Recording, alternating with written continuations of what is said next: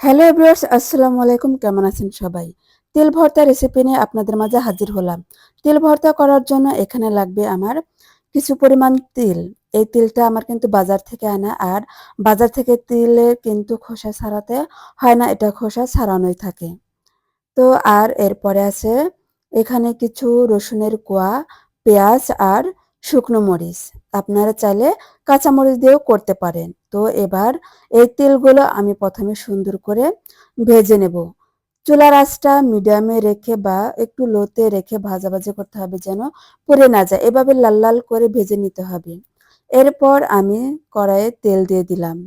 তেলটা গরম হয়ে এলে এর ভিতরে দিয়ে দেব রসুনের কোয়াগুলো। রসুনের কোয়া দিয়ে এবার কোয়াগুলো একটু ভেজে নিতে হবে।